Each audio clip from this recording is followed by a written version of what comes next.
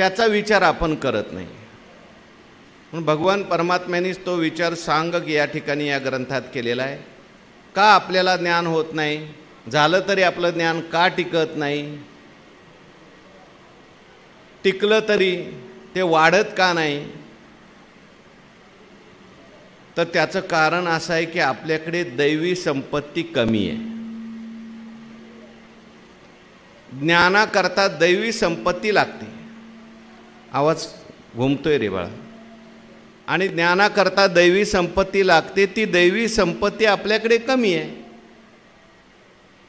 आणि ज्ञान का होत नाही, ज्ञानाकडे आपली प्रवृत्ती का होत नाही, तर आसुरी संपत्ती आपल्याकडे जास्त आहे. म्हणून भगवंतांनी दैवी संपत्ती जी ज्ञानाला विरोध करते, ज्ञानाचं अहित करते, ज्ञानाच्या हिताहिती समर्था संपत्ती याची दोन्ही, ज्ञानाचं हित आणि ज्ञानाचं अहित. ज्ञानाचं हित करण्यात समर्थ असलेली दैवी संपत्ती आहे आणि ज्ञानाचं अहित करण्यास समर्थ असणारी ही आसुरी संपत्ती आहे. म्हणून आपण विचार केला पाहिजे,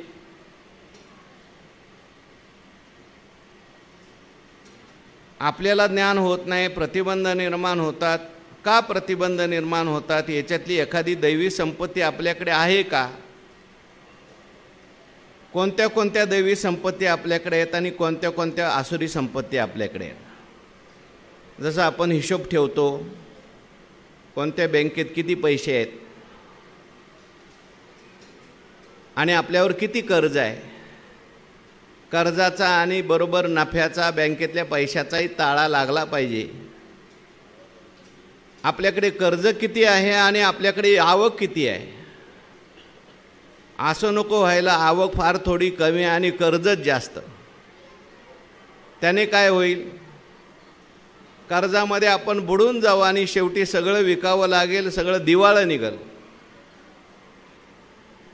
त्याप्रमाणे आपल्याकडे चांगले गुण किती आहेत आणि आपल्याकडे वाईट गुण किती आहेत.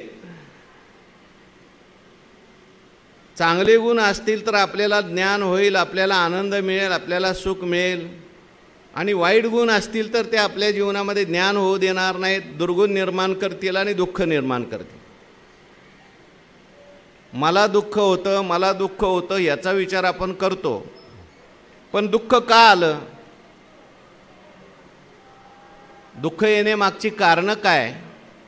त्यांना सुख आलं म्हणून आपल्याला वाईट वाटतं, पण त्याला सुख आलं, त्याच्या पाठीमागची कारणं काय याचा आपण विचार करत नाही. दैवी संपत्ती असेल तर ती सुख घेऊन येते आणि आसुरी संपत्ती असेल तर ती वाईट दुःख घेऊन येते. म्हणून त्याचा विचार केला पाहिजे. म्हणून दैवी संपत्ती काय आणि आसुरी संपत्ती काय याचा विस्ताराने विचार भगवंतांनी या या अध्यायात केलेला आहे. याचं नावच आहे दैवी आसुरी संपत्ती विभाग योगो नाम षोडशोध्याय. म्हणून भगवान परमात्मा म्हणतात, समर्था ज्ञानाच्या हिताहिती समर्था संपत्ती याचे दोन्ही. या समर्थ आहेत, ज्ञानही देण्याला समर्थ आहेत आणि ज्ञानाला घालवण्यालाही समर्थ आहेत. मग आता सगळ्यात पहिल्यांदा कोणती सांगता, कोणती पाहिजे तुम्हाला? आसुरी. आसुरी कशाकरता सांगितली? ती घालवायची म्हणून. आणि दैवी कशाला सांगितली? जी प्राप्त करून घ्यायची म्हणून. पण पहिल्यांदा कोणती प्राप्त करून घेतली पाहिजे, कोणती कळली पाहिजे? दैवी. मग तिचं वर्णन ज्ञानोबाराय करतात, भगवान परमात्मा करतात. जे मुमुक्षु मार्गीची बोळावी, जे मोहरात्रीची धर्मदिवी, ते आधी तव दैवी संपत्ती ऐका.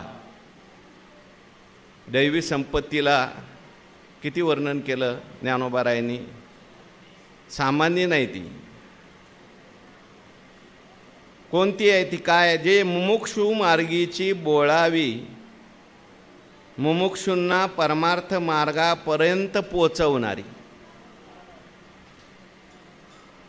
त्यांची बोळवण करणारी, त्यांना घेऊन जाणारी, मुमुक्षूंना देवापर्यंत घेऊन जा. इकडे लक्ष द्या माझ्याकडे. हां, येऊ द्या, येऊ देत, ते जाऊ द्या, काय होऊ द्या ते.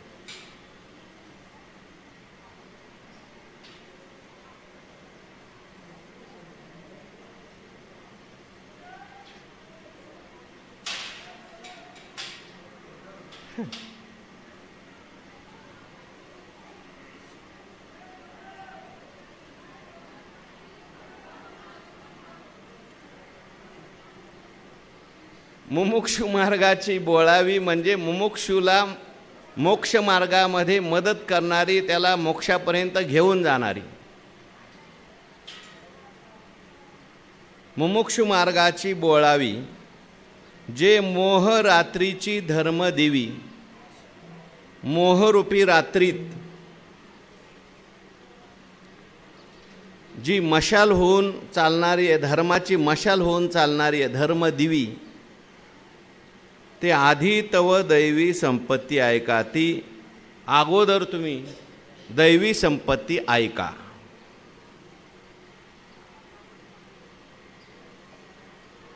दैवी संपत्ती जी आहे ही पामरांच्या उपयोगाची नाही, विषयी लोकांच्या उपयोगाची नाही. त्यांच्याकडे ही संपत्ती नसतेच. पामर विषयी जे आहेत त्यांची प्रवृत्ती निषिद्ध कर्मामध्ये असते. अंगा मनाशी रुचावे, एतुलेनी कृत्या कृत्य नाठवे, करण्याचेनी नावे भलतीच करी. तो आपल्या बाहेर बसा, येऊ नका आतमध्ये कोणी. आता आपल्या आसुरी आनंदामध्येच तो आहे. ल्यावे खावे बरे असावे सदैव, देहखंडानाम आत्मा ईश्वर पाषाण प्रतिमा. पण जे मुमुक्षु आहेत, मुमुक्षु कोणाला म्हणतात? कै मी उद्धार पावेन, काय कृपा करील नारायण, ऐसे तुम्ही सांगा संतजन. ज्ञानेश्वरीत मुमुक्षुची काय व्याख्या आली? आत्मसुखाची या गोडिया, विटे जो का सकळ विषया, जयाच्या ठाई इंद्रिया मानू नाही. हा मुमुक्षु आहे. कै हे पिरडे फिटेल, कै तो स्वामी भेटेल, युगा होनी उडील निमिषमानी. मुमुक्षु म्हणजे ज्याला मोक्षाची इच्छा प्राप्त झालेली आहे, जे वैराग्य दशे, ईश्वराचे निवेद वशे. हा, हे सर्वही नावडे जैसे वांत होय. वैराग्य दशा प्राप्त झालेली आहे. कशा करता वैराग्य कशा करता प्राप्त झालंय? हां, लोकांनी मानण्याकरता, पैसे मिळण्याकरता, जगी कीर्ती व्हावी म्हणून झालाशी गोसावी. नाही नाही, जे वैराग्य दशे ईश्वराचे निवेद वशे. मला देवाची प्राप्ती झाली पाहिजे आणि देवाच्या प्राप्तीकरता हे सर्वही नावडे जैसे वांत होय. हे सगळं त्याला आवडत नाही. त्याला असं हे वांतीसारखं वाटतंय. हो, सगळे भोग जे आहेत ज्याच्याकरता आपण वसवस करतो, ते सगळे भोग त्या मुमुक्षूला वाटतात हे वांतीसारखं आहे. भोगावे हे न रुचे मना माझ. हो, काकविष्टा असं शब्द वापरला शंकराचार्यांनी. म्हणून अशा पद्धतीचा जो मुमुक्षु आहे, त्या मुमुक्षु मार्गीची बोळावी, त्या मुमुक्षुला मार्गामध्ये त्याची बोळवण करणारी, त्याच्या हाताला धरून त्याला पुढे नेणारी. आणि मोह रात्रीची धर्मदिवी, मोहरूपी रात्रीत जी धर्मदिवी आहे, मोहाला रात्र म्हटलेलं आहे. जसं रात्रीत माणसाला काही दिसत नाही, तसं मोह जर माणसाला झाला तर त्याला काही दिसत नाही. धृतराष्ट्राला मोह झालेला होता, त्यामुळे त्याला काही दिसत नव्हतं, त्याला फक्त मी आणि माझं एवढंच दिसत होतं. दुर्योधनाला मोह झालेला होता, काही दिसत नाही. अशा माणसांना अंधकार निर्माण करतो. पण अशा मोहरूपी रात्रीमध्ये धर्माची मशाल असणारी, म्हणजे धर्म आपल्या जीवनात सतत तेवत ठेवणारी, आपल्याला धर्माकडे घेऊन जाणारी, धर्माचा मार्ग दाखवणारी, धर्म काय अधर्म काय हे दाखवणारी, ती आधी तव दैवी संपत्ती आहे का? ती संपत्ती आहे ती कशी आहे? दैवी संपत्ती आहे. म्हणून ती अगोदर ऐका, अगोदर चांगलं ऐका, अगोदर काय प्राप्त करायचं हे लक्षात घ्या. संपत्ती कशाला म्हणतात तो? म्हणले जेथ एक एका ते पोखी, ऐसे बहुत पदार्थ एकी, संपादिजती ते लोकी संपत्ती म्हणजे. कशाला म्हणायचं संपत्ती? व्यवहारामध्ये संपत्ती कशाला म्हणतात? जे एक एका ते पोखी, ऐसे बहुत पदार्थ एकी संपादिजती ते लोकी संपत्ती म्हणजे. एक एकाला पोषक असणारे असे अनेक पदार्थ, एकाच वस्तूमुळे सगळे पदार्थ आपल्याला संपादन करून दिले जातात, त्याला संपत्ती असं म्हणतात. उदाहरणार्थ, सुख पाहिजे माणसाला, मग सुखाकरता तो काय मिळवतो? संपत्ती मिळवतो. संपत्ती मिळवली की घरही होतंय, संपत्ती मिळवली की गाडी येते, संपत्ती मिळवली की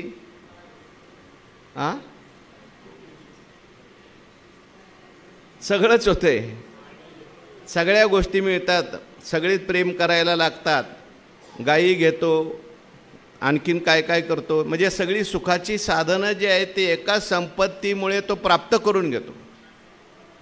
धनवंता लागी सर्व मान्यता आहे जगी, यस्यास्ति वित्तम स नरकुलीना, सपंडिता स श्रुतिमान गुणज्ञा, सएव वक्ता सचदर्शनीया, सर्वे गुणा कांचनम आश्रयन्ते. ज्याच्याकडे संपत्ती असेल लोक त्याला म्हणतात, वा वा तुम्ही काय वक्ताय, काय बोलता, त्याला काहीच बोलता येत नाही. तो कुलीन, सएव वक्ता सचदर्शनीया, सर्वे गुणा कांचनम आश्रयन्ते, ही व्यवहारातली संपत्ती आहे. पण परमार्थात ही संपत्ती नाही. पण एकाच पदार्थामुळे आपल्याला सगळं मिळवून देतात. एक एका ते पोखी, ऐसे बहुत पदार्थ एकी संपादिजती, एकानेच सगळे पदार्थ मिळतात, ते लोकी संपत्ती म्हणजे. ते लोकामध्ये त्याला संपत्ती म्हटलं जातं. एक मिळालं तर सगळे पदार्थ मिळवून देते, ती संपत्ती. पूर्वीच्या काळी गाय ही संपत्ती होती. नुसती गाय जर असली घरी सगळं आपोआप मिळायचं, गोधन म्हणायचं त्याला.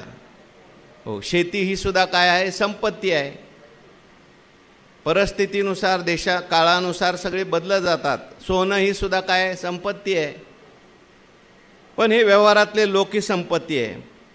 पण आता मी जी संपत्ती सांगणार आहे, भगवान परमात्मा म्हणतात ती दैवी संपत्ती. काय ती दैवी संपत्ती? अशी संपत्ती आहे की ती संपत्ती आल्यानंतर तुमच्याकडे सगळ्या संपत्ती आपोआप येतील. योग भाग्य येती घरा, देव सोयरा झालिया, भक्तीची या पोटी रत्नाची या खाणी. हो, सगळ्या संपत्ती आपोआप तुमच्या घरी चालून येतील. अशी जर संपत्ती कोणती असेल तर ती दैवी संपत्ती आहे. ते दैवी सुख संभवी, तेथ दैवी गुणा एकोपजीवी, झाली मनोनी दैवी संपत्ती. हे तिला दैवी का म्हणायचं? म्हणजे दैवी सुख संभवी, ते तुम्हाला सुख प्राप्त करून देते. पण कोणतं सुख प्राप्त करून देते? दैवी सुख प्राप्त करून देते. दैवी सुखाचा संभव करून देणारी आहे, किंवा दैवी संपत्ती सुख संभवी आहे, असाही अर्थ आपण करू शकतो. इतर संपत्ती सुख प्राप्त करून देतीलच असं नाही. धनाचा आणि सुविधेचा संबंध आहे. आपल्या घरी आपण धनामुळे सुविधा आणू शकतो, चांगलं घर बांधू शकतो, चांगली गाडी घेऊ शकतो, चांगलं खायला प्यायला करू शकतो, परंतु सुख मिळेलच असं नाही. नाही तर रावणाला काय कमी होतं? मग सगळं होतं ना, सोन्याची लंका आहे, अनुकूल सर्व काही आहे, असं असून सुद्धा रावणाला रात्री झोप लागत का? दैवी संपत्ती कमी पडली. लक्षात घ्या. दुर्योधनाला काय कमी पडलं? दैवी संपत्ती कमी पडली. म्हणून हे दैवी सुख संभवी, पारमार्थिक सुख प्राप्त करून देणारी आहे.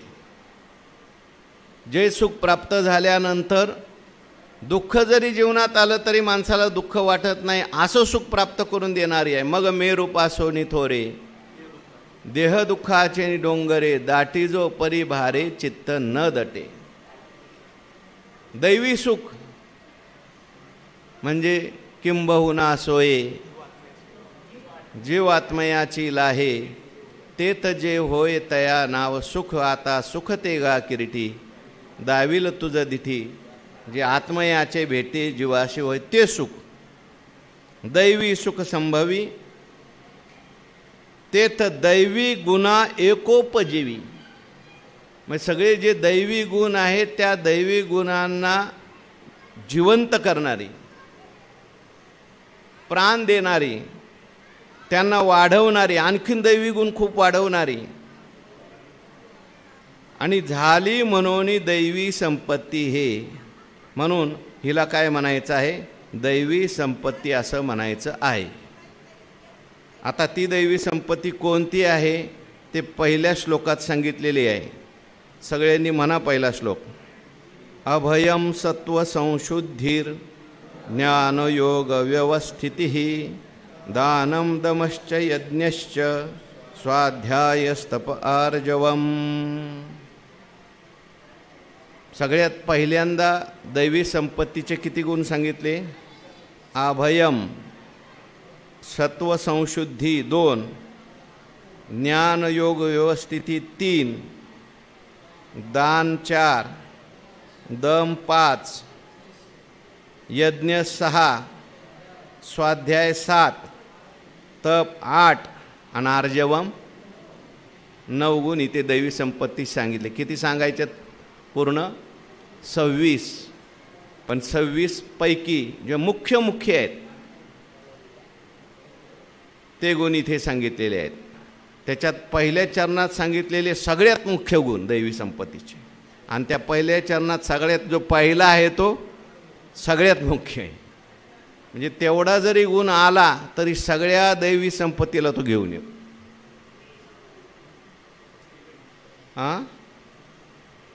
म्हणून सगळ्यात पहिला दैवी संपत्तीचा गुण जर काय असेल तर तो अभयम.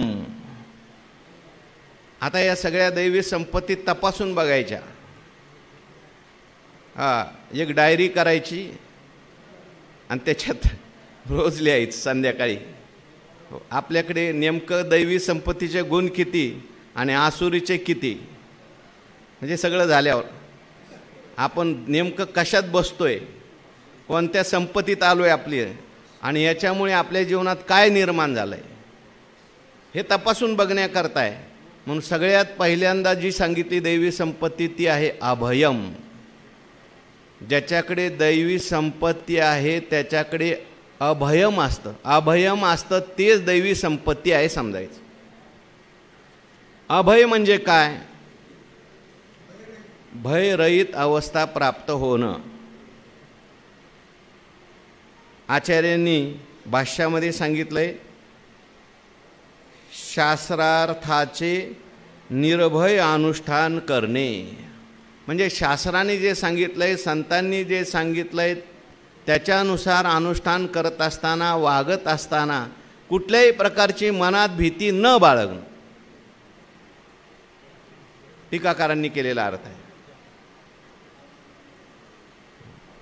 माझं कसं होईल, आता मी हे सगळं सोडलंय, हो, माझ्या मुलाबाळाचं कसं होईल, माझं कसं होईल, आपलं पुढं कसं होईल, प्रत्येक गोष्टीबद्दल भय आहे माणसाला. आज भयाचा विचार जर केला तर प्रत्येकाच्या मागे भय लागलेला आहे.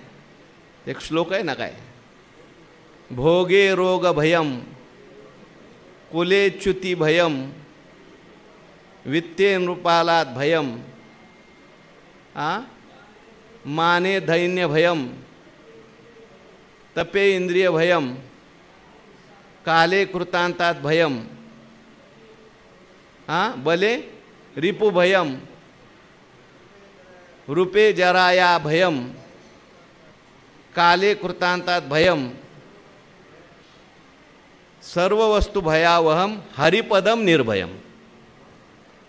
प्रत्येकाच्या मागे भय लागलेले, जास्त भोग घेणारे आहेत त्यांच्या मागे रोगाचं भय लागलं आहे.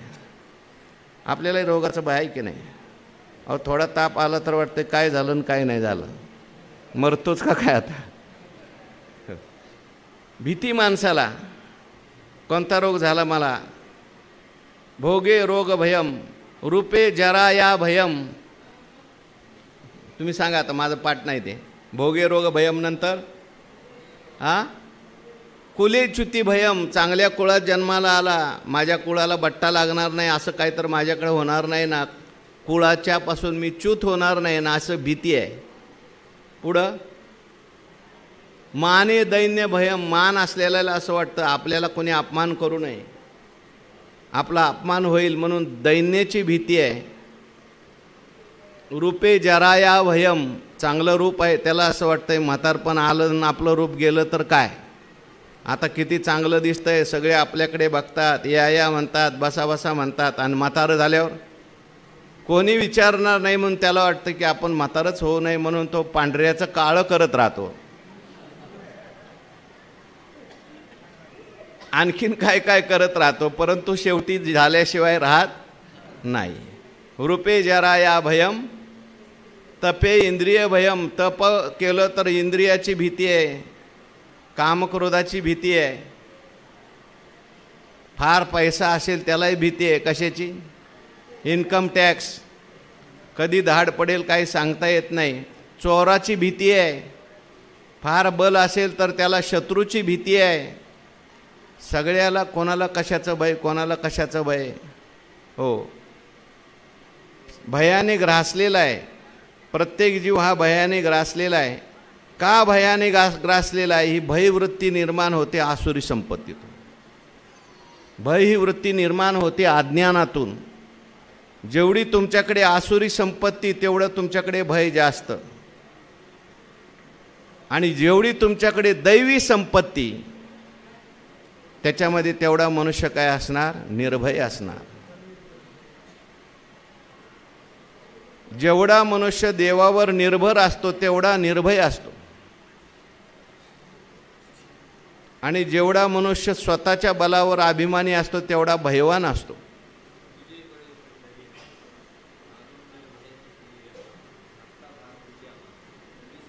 आम्हा हरीच्या दासा काही भय नाही त्रैलोकी, देव उभा मागे पुढे. हो, हे म्हणणं सोपं आहे. हो, पाठ आहे सगळ्यांचा. हो, पण नुसता घाम येतो लगेच कोण काय बोललं तरी. हा काय करील का, तो काय करील का, या असंच होईल का, तसंच होईल का, भीती वाटते. याचा अर्थ आपण नुसतं म्हणतो, आपल्याला अजून देवावर तेवढा विश्वास नाही. देव मागे पुढे उभा राहे संभाळीत म्हटलंय, परंतु आपला तसा अजून दृढ विश्वास नाही. म्हणून जे भगवत भक्त असतात त्यांच्या जीवनामध्ये भय नसतं, कारण भय जे असतं ते द्वैतात असतं. द्वितीयाद्वय भयम भवती म्हटलंय. आता हे ज्ञानेश्वर महाराज जेव्हा सांगणार आहेत तेव्हा आपण सांगू. दुजे जव जव घडे तव तव संसार भय जोडे, देवो आपुलेनी तोंडे बोलती वेद. म्हणून भय नाही, आपण नेहमी सांगत असतो, नारद महर्षींना वाल्या कोळी मारण्याकरता आले, वाटमारेचा धंदाच होता त्यांचा. आल्यानंतर नारद महर्षी हसायला लागले. वाल्या कोळ्यांनी आतापर्यंत हसणारी माणसं बघितली नव्हती. मारायला गेल्यानंतर पळून जाणारे बघितले होते, मारायला गेल्यानंतर विरोध करणारे बघितले होते, पण आपण यांच्या अंगावर कुऱ्हाड घेऊन जातोय आणि हा हसतोय, हे हसतायत. आश्चर्य वाटलं म्हणून विचारलं, अहो मी तुम्हाला मारायला आलो, तुम्हाला भीती वाटत नाही का? तेव्हा नारद महर्षी म्हटले, कसली भीती? अहो मरणाची भीती वाटत नाही का तुम्हाला? म्हटली, मरणाची भीती मला वाटत नाही. का? मरण माझे मरुनी गेले, मज केले अमर. किंवा देव आमच्या मागे पुढे असताना सुद्धा आम्हाला कसल्या प्रकारची मरणाची भीती नाही. म्हणून नारद महर्षींचं पुढचं मला सांगायचं नाही. नारद महर्षींचे ते शिष्य झाले, पण भक्ताच्या जीवनात कुठल्याही प्रकारचं काय नसतं, भय नसतं.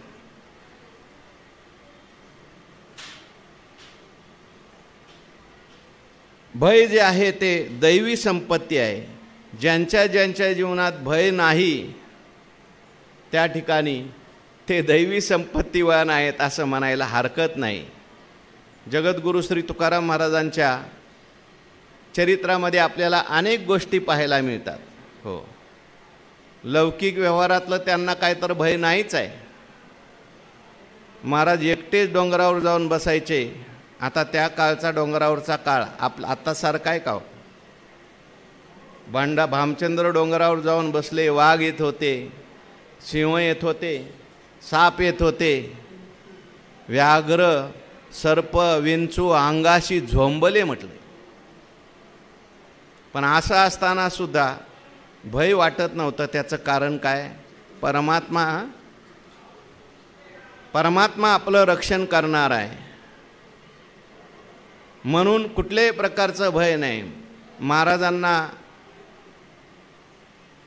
दुसऱ्यापासून भय वाटत नाही, रोगापासून भय वाटत नाही, जन्माचं सुद्धा भय वाटत नाही, मरणाचं सुद्धा भय वाटत नाही. हो, मरणा हाती सुटली काया विचारे या निश्चय, भय नाही जन्म घेता,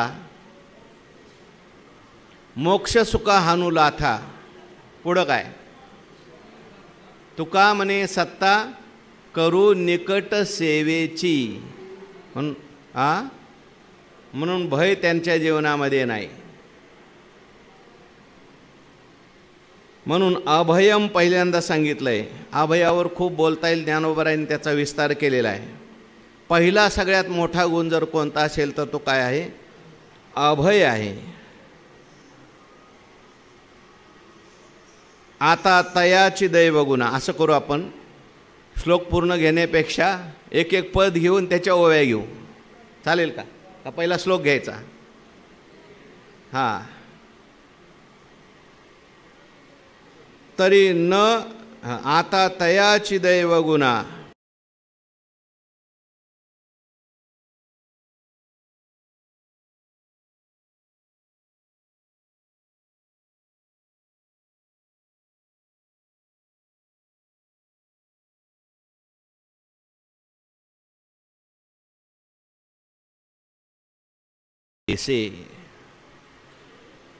ज्ञानोबराय म्हणतात, दैवी संपत्ती ऐका. आता तयाची गुणा माझी धुरेचा बैसना.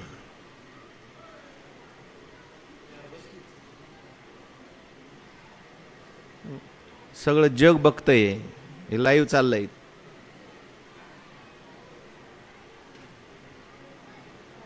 ही सगळी दैवी संपत्ती आहे. आता तयाची दैवगुणा माझी धुरेचा वैसना. धुरेचा म्हणजे श्रेष्ठ, अग्रभागी, श्रेष्ठ स्थानी शोभेल असा, मोठा, बैसे तया आकरणा अभय ऐसे.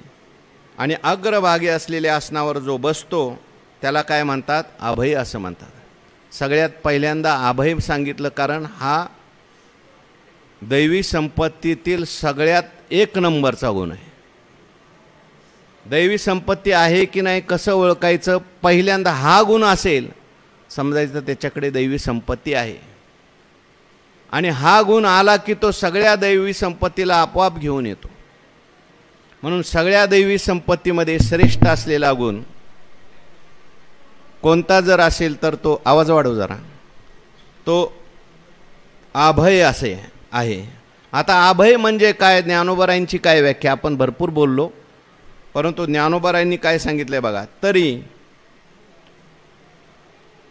न घालूनी महापुरी, न घेपे बुडनियाची शियारी, का रोगु न गणिजे घरी पथ्याचिया.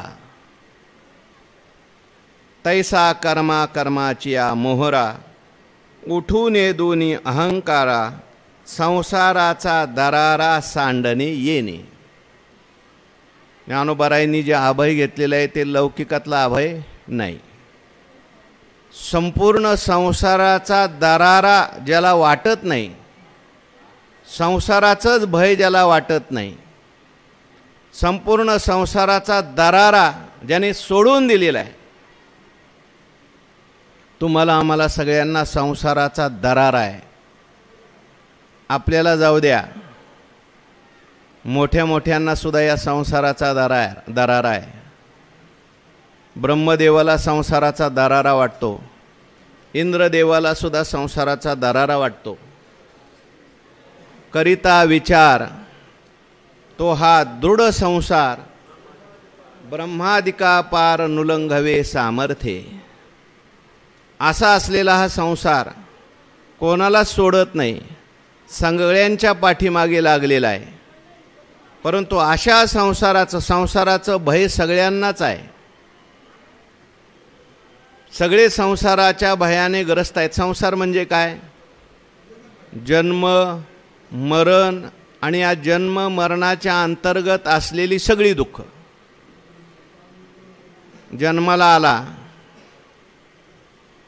जन्माला आल्यानंतर मग पुढे विषयांचं भय आहे. मला हे मिळालं पाहिजे, मला ते मिळालं पाहिजे, माझं असं झालं पाहिजे, माझं तसं झालं पाहिजे, होईल का? हो, जन्माला आलाय मुलगा पण टिकेल का? टिकलाय पण शिकेल का? शिकलाय पण हुकेल का? त्याचं लग्न होईल का? लग्न झालं तरी मुलं होतील का? मुलगा झाला तरी बायको टिकेल का? राहील का? पुढे मला सांभाळील का?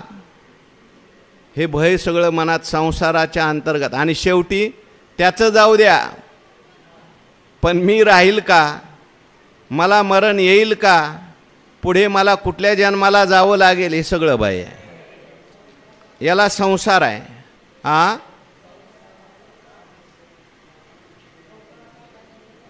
संसाराचा धाक निरंतर आम्हाशी, मरण भले परी काय अवकळ आईशी. असो भय लागले. परंतु ज्याच्याकडे दैवी गुण आहे तो मात्र संसाराचा धाक, संसाराचं भय सोडून देतो. कसं संसाराचं भय सोडून देतो? ज्ञानोबाराय उदाहरण देतात. तरी न घालूनी महापुरी, न घेपे बुडनियाची शियारी. महापुरामध्ये उडीच घातली नाही तर बुडण्याची भीतीच नाही. किंवा का रोगुन गणिजे घरी पथ्याची, किंवा पथ्याच्या घरी रोग जातच नाही. दोन उदाहरणं दिलेली आहेत आणि सिद्धांत सांगितलेला आहे. दृष्टांत सांगताना दोन उदाहरणं दिली. त्यातलं पहिलं उदाहरण आहे, महापुरात उडीच घातली नाही त्याला बुडण्याची भीती नाही. हो, म्हणजे ज्याने संसारात प्रवेशच केला नाही असं वाटतंय, त्याला संसाराच्या दुःखाची काही पर्वा नाही. संसाराच्या दुःखाची पर्वा कोणाला आहे? ज्याने संसार डोक्यावर घेतलेला आहे त्याला. परंतु जो तिकडं गेलाच नाही त्या वाटेला, हो, महापुरात, संसाराला महापुराचं वर्णन केलं ज्ञानोबारायांनी. हा महापूरच आहे. गुणघनाचे निवृष्टी भरे, भरले मोहाचे नि महापुरे, घेऊनी जात नगरे यमनी यमाची. महापूर आलेला आहे हा संसाराचा, पण त्या महापुराकडे तो गेला नाही. नको, आपल्याला महापुराकडे जायचं नाही, आपल्याला बुडायचं नाही. म्हणून अगोदरपासूनच जो सावध झालेला आहे, सावध झालो सावध झालो, हरीच्या आलो जागरणा. त्या ठिकाणी संसाराकडे तो गेलाच नाही. किंवा संसार म्हणजे तसं पाहायला गेलं तर देह आहे, प्रत्येकाला आहे, परंतु संसाराची आसक्ती ज्याने धारण केली नाही, देह तादात्म्य धारण केलं नाही, असा अर्थ घ्या. अशा महापुरा तरी न घलोनी महापुरी, न घेपे बुडण्याची शियारी. बुडण्याची त्याला भीती नाही, बुडण्याची भीती त्याला आहे ज्याने महापुरात उड्या टाकलेल्या आहेत. हां, महापुरात उडी टाकली, संसारात उडी टाकली ना, आता ना मनोनणे धनंजयाजी या परी, पाहे पा शरीराची या गावा आलिया, जन्म मृत्यूची या सोहळिया. ना मनोनय धन, आता नाही म्हणायचं नाही. आता हे सगळं करावं लागेल, आता हे सगळं भोगावं लागेल. जन्माला आलाय ना, मग विषयाचं दुःख आहे, मग जन्म दुःखम, जरा दुःखम, जाया दुःखम, पुनः पुनः अंतकाले महादुःखम, तस्मात जागृही जा. हे सगळं दुःख येणार आहे. म्हणून शहाणा झाला, महापुराकडे गेलाच नाही शुकाचार्यांसारखा. असंही लावा, शहाणे झाले, तिकडे गेलेच नाहीत महापुराकडे, असंही घ्या. किंवा ज्यांनी तादात्म्य घेतलं नाही त्यांनी. मग कोणी म्हणेल का हो ज्यांनी उडी टाकली त्यांना काय उपाय नाही का? हो, त्यांनाही आहे. त्याच्याकरता दुसरं उदाहरण का, रोगून गणिजे घरी पथ्याची. पथ्याने वागला तर त्याच्या घरी रोग येणार नाही. रोग काय येतो बघा, ज्ञानेश्वरीत आलेले जे दृष्टांत आहेत ते सुद्धा एका एका शास्त्रातले सिद्धांत आहेत. रोग कुणाच्या घरी जातो? जो पथ्याने पाळत नाही, पथ्याने राहत नाही. खायचं पथ्याने नाही, राहायचं पथ्याने नाही, झोपायचं पथ्य आहे, बोलायचं पथ्य आहे, वागायचं पथ्य आहे. हे सगळी पथ्ये ज्याची चुकली, डॉक्टरनी सांगितलंय तुम्ही गोड खाऊ नका, पण गोड खाण्याचा एवढा अतिरेक करतो त्याला काय होते? साखर होते. त्याच्यानंतर आणखीन काय, सगळीच पथ्य आहेत. खाण्याचं पथ्य मनुष्य पाळत नाही म्हणून त्याच्या घरी रोग आलेले आहेत. सगळे शरीराचे रोग कशामुळे झालेले आहेत? खाण्यापिण्याच्या झोपण्याच्या सवयी आपल्या चुकीच्या आहेत. जागायचं म्हणजे नुसतंच जागायचं, झोपायचं म्हणजे नुसतंच झोपायचं, काही खायचं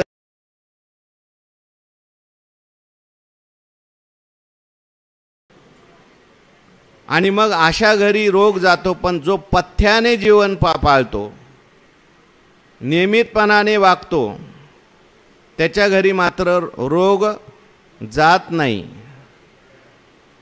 तसं हा संसार म्हणजे एक प्रकारचा रोगच आहे. भवरोग म्हटलेलं आहे त्याला.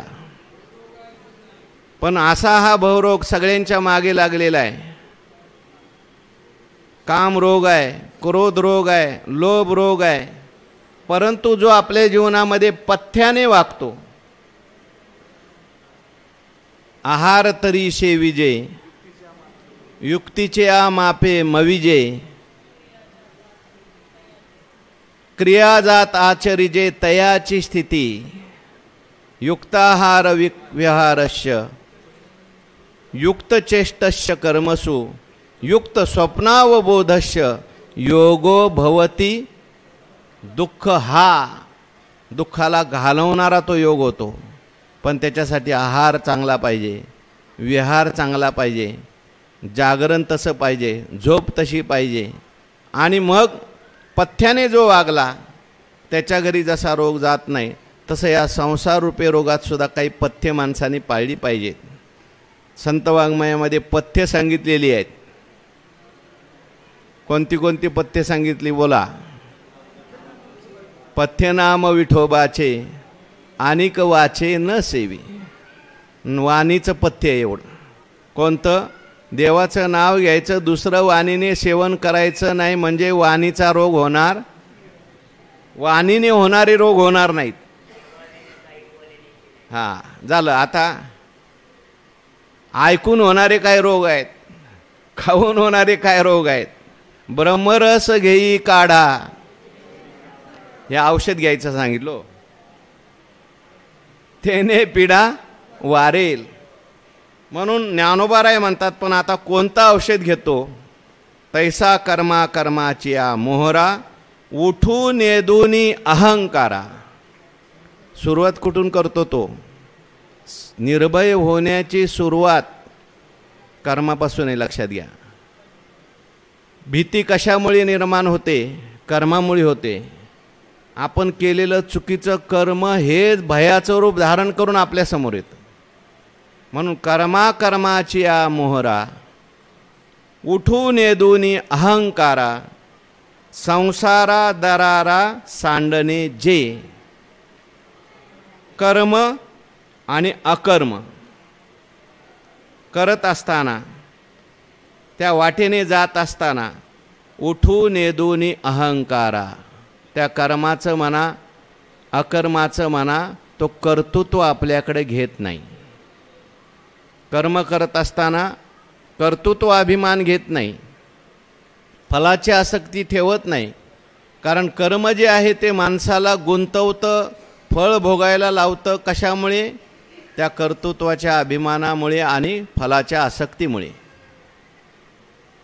तैसा कर्तृत्वाचा मधू आणि कर्मफलाचा आस्वादू, या दोन्हीचा नाव बंधू कर्माचा की. पण हा जो आहे दैवी संपत्तीने युक्त असलेला साधक आहे. म्हणून कर्म करत असताना ज्ञानोबाराय म्हणतात, कर्मा कर्माची या मोहरा उठून येदुनी अहंकारा. कुठल्याही प्रकारे त्याला अहंकार निर्माण होत नाही. मी हे कर्म केलं, हे माझ्यामुळे सिद्धीला गेलं, परी हे मिया केले, हे माझेनी सिद्धी गेले, ऐसे नाही ठेवले वासने माझे. अगा करणे का न करणे, ह्या आगवे तोची जाणे, विश्व चळतसे जेणे. कर्म करत असताना कुठलाही त्या कर्तृत्वाचा अभिमान नाही आहे. ती सगळी कर्म भगवंताला तो समर्पित करतो. जे जे काही करतो देवा ते ते सेवा समर्पित. कर्म करायच्या अगोदर संकल्प हे देवा करतायत,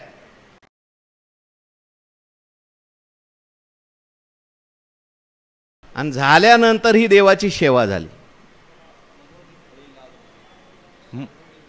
मनोनी फळी लागू सांडोनी देह संगू,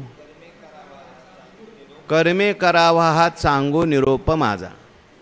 आणखीन अनेक ठिकाणी ज्ञानोबारांनी कर्म कसं करतो हा ज्ञानी, यालाच निष्काम कर्म करणं असं म्हणतात. निष्काम कर्म योग जर केला, कर्मा कर्माची या मोहरा. कर्म करत असताना, कर्म न करत असताना,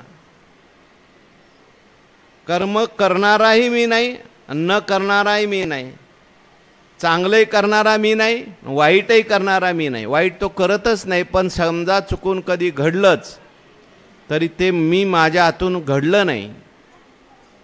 हे मजची स्तव जाहले, परी म्या नाही केले.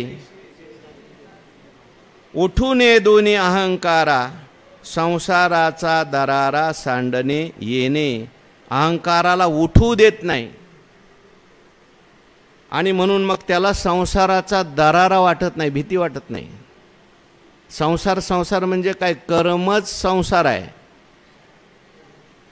अहंकारच संसार आहे. संतांच्या जीवनामध्ये जर आपण पाहिलं,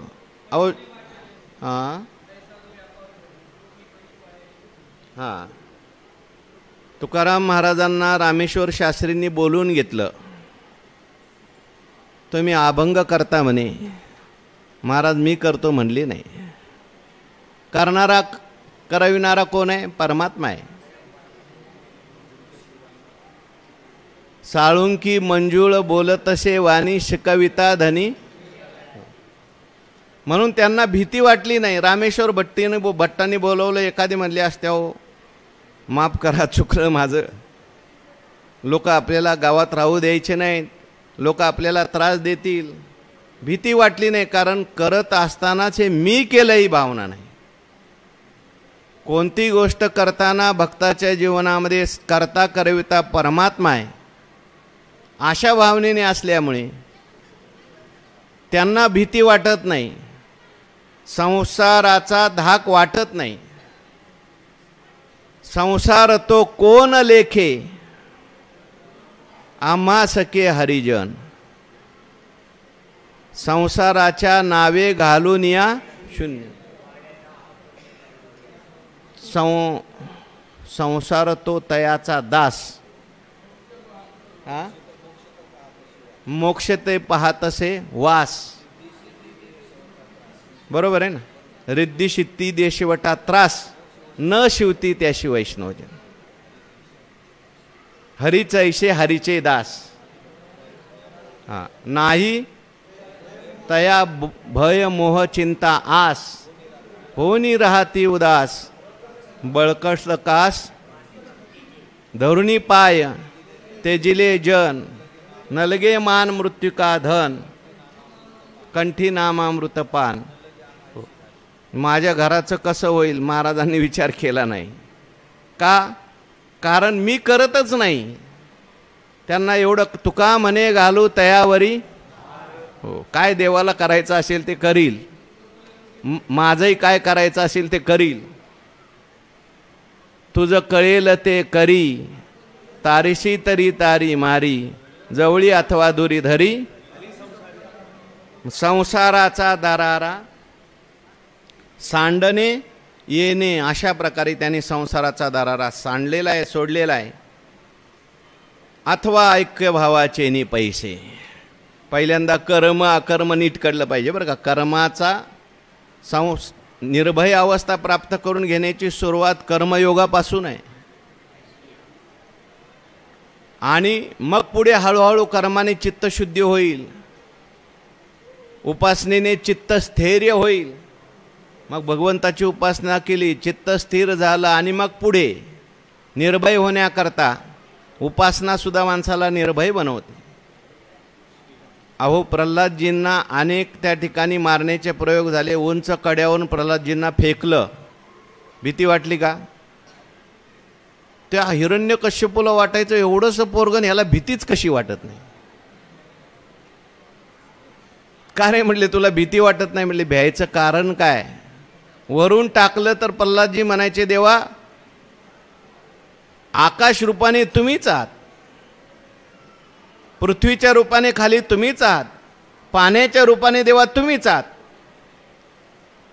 मला कोण काय करणार आहे? त्यामुळे आकाशातच भगवान त्याला झेलत होते. सापाच्या खोलीत सोडलं तर म्हटले देवा सापाच्या रूपाने तुम्हीच आहात, साप काय करत नव्हते. हत्तीच्या पायाखाली दिलं, म्हटले या देवा आज हत्तीचं रूप तुम्ही धारण करून आले. हत्तीने सुद्धा पाय दिला, आणि दिला तरी काय होत नाही, कारण ऐक्य भावाचेनी पैसे दुजे मानुनी आत्मा ऐसे, भय वार्ता देशे दवडणे जे. कारण भय वार्ता जी आहे ती द्वैतात असते, ऐक्य भावात नसते. माणसाला भीती कोणाची वाटते? स्वभिन्न, स्वविरोधी आणि स्वबलवान. आपल्याहून भिन्न पाहिजे, आपल्या विरोधी पाहिजे, आणि आपल्यापेक्षा बलवान पाहिजे, माणसाला भीती वाटते. आपल्याहून भिन्न नसेल भीती वाटत नाही. पतीची पत्नीला भीती वाटत नाही, पत्नीच्या पतीला भीती वाटत नाही, किंवा आपलीच आपल्याला भीती वाटते का? नाही वाटत. अहो आपल्या जवळ बंदूक ठेवलेली असेल तर आपल्याला बंदुकीची भीती वाटते का? आपलीच आहे. म्हणजे आपल्याहून एक तर भिन्न पाहिजे. बरं आहे वेगळा, पण विरोधी पाहिजे.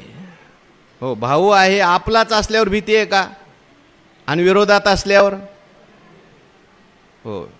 अहो त्या वालीपासून सारखी त्या सुग्रीवाला भीती आहे, कधी वालीला येईल आणि मला मारील. विरोधी पाहिजे. बरं बलवान नसेल तर मग भीती वाटत नाही. भित्रा मनुष्य आहे, दुर्बल मनुष्य आहे, किती विरोधी असला तरी काही वाटत नाही. पण संतांच्या जीवनामध्ये, भक्ताच्या जीवनामध्ये ज्याच्याकडे दैवी संपत्ती आहे त्याला भिन्न कोणी वाटत नाही. दुजे मानोनी आत्मा ऐसे, त्याला प्रत्येकजण आपला आत्मा वाटतो. प्रल्हादजीचं वर्णन करताना असं वर्णन केलं भागवतकारांनी, आत्मवत सर्व भूतानी. प्रल्हादजींना सगळ्यामध्ये आपला आत्मा दिसायचा. हत्तीत माझा आत्मा आहे,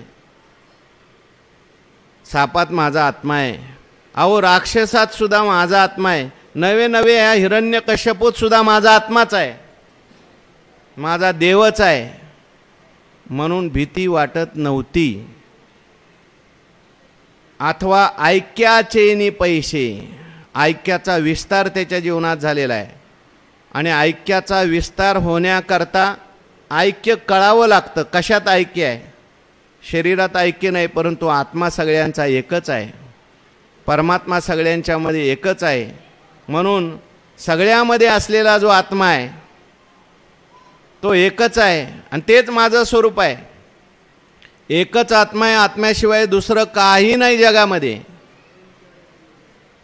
आणि तो कधी मरत नाही, कधी जन्मत नाही. मला भीती कशाची? मेलं तरी शरीर मरेल, मेलं तरी आणखीन काय मरेल, पण मी काय मरणार नाही. म्हणून दुजे मानोनी आत्मा ऐसे, भय वार्ता देशे दवडणे जे. अशा प्रकारे भयाची वार्तासुद्धा, भय तर जाऊ द्या, पण भयाची गोष्ट देशे दवडणे जे, म्हणजे त्याला पाहून भीती पळून जाते, लांब पळते. काय दड दड दड दड दुड दुड दुड दुड पळ सुटला कळी काळा बापुडी आरे शिवनाम शीतळ मुखी. पाणी बुडू मिठाते तव मिठची पाणी आते तेवे आपण झालेनी. काय तुमच्याकडे पाठ आहे? आपण झालेनी द्वैते का अद्वैते?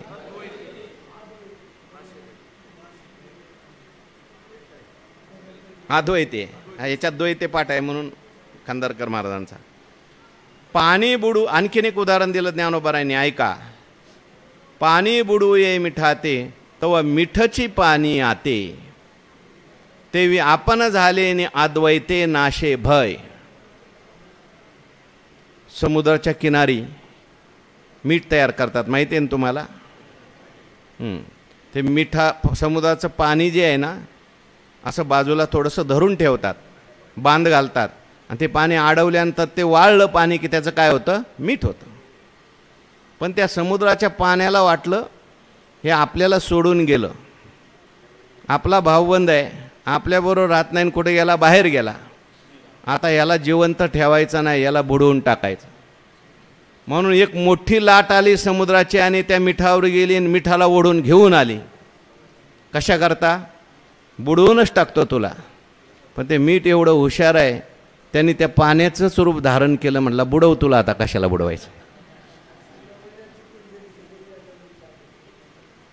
त्याप्रमाणे आता हे दृष्टांत ऐकला, सिद्धांत काय? पाणी कोणतं आहे?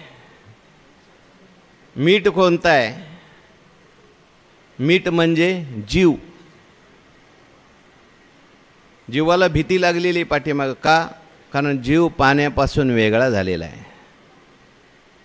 आणि कदाचित जीवाला या संसारातलं खूप भय निर्माण झालं. काय? जीव हा देव स्वरूपच आहे आणि जीव हा देवापासून वेगळा झालेला आहे. म्हणून देवाला वाटतं ह्याने आपल्या जवळ यावं, म्हणून देव कधी कधी दुःख निर्माण करतो जीवाच्या. हो, बायको सोडून गेली, आळंदीला आला, तर ज्ञानोबारायांजवळ. देवाने केलेली कृपा आहे. धन सगळं गेलं, रोग झाला, मुलगा मेला, कृपा आहे का अवकृपा आहे? अवकृपा असते, पण आपल्याला अवकृपा वाटते. देव दुःख का देतो? याने लवकर आपल्या जवळ यावं. परंतु जीव असा आहे, देवाजवळ गेला की हळूहळू तो परमात्मा स्वरूप होऊन जातो. आणि एकदा का जीव परमात्मा स्वरूप झाला, अद्वैत आपण झाले नि अद्वैते नाशे भय. संसारात किती भीती असली तर एकदा का आपण अद्वैत झालो, परमात्मा स्वरूपच झालो, तर कुठल्याही प्रकारचं भय राहत नाही. भय शरीराला आहे, भय मनाला आहे, भय बुद्धीला आहे, आत्म्याला कोणत्याही प्रकारचं भय नाही. आपण झाले नि अद्वैते नाशे भय. अगा अभय येणे नावे, बोलीजे ते हे जाणावे, सम्यक ज्ञानाचे आघवे धावणे हे. हे अभय किती श्रेष्ठ आहे म्हटले. अभय येणे नावे, बोलीजे ते हे जाणावे. हे अभय जे आहे ते तुम्ही जाणून घ्या. अशा प्रकारचा अभय दैवी संपत्तीचा पहिला गुण आहे. प्रत्येकाच्या जीवनात तो आला पाहिजे. जाणावे म्हणजे आपल्या जीवनात तो धारण करा. कारण सम्यक ज्ञानाचे आघवे धावणे हे. सम्यक ज्ञानाकरता सर्व बाजूने धावून येणारा आपला खरा मित्र, खरा सखा जर कोणता असेल तर तो अभय आहे. म्हणजे अभय आलं की ज्ञान कुठं जाऊ शकत नाही. योग्य ज्ञान, सम्यक ज्ञान शब्द वापरला आहे.